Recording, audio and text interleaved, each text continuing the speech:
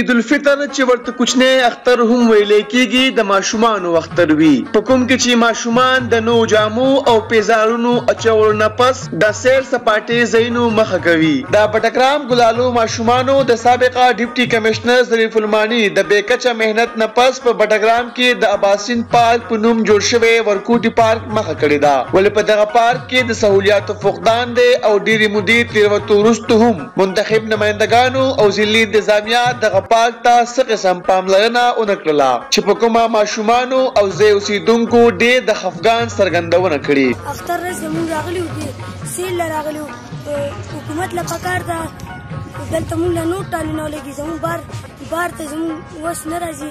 د حکومت ته لږ طالبه ده چې لږ دا دغه مغه لږ سم کړي دا لږ موږ لږ جوړ کړي پکې نو دا حاجت کې پکې لږ د اختر د عرض لږ ښه وباسي چې دلته پارک نظام جوړ شي نو واړه ولري نه ځي صحیح د اکسیډنټونه به نه کېږي وړو ته تکلیف میلایږي ګاډو کې ځي موټرسایکلو باندې ځي موټرسایکل یې به نه دغه کېږي نه بارته ویږي نه به جنګېږي.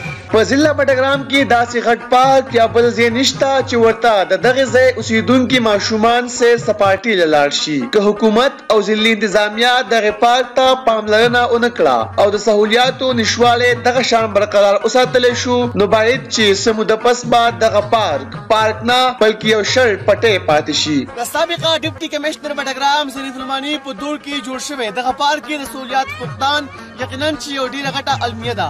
حکومت له پکار دی چې په دغه پارک کې سهولیات زر تر زره ورکړي. د کیمرا او ریپورټر ټیم سره شیراز احمد شیرازي وایس اف بټګرام.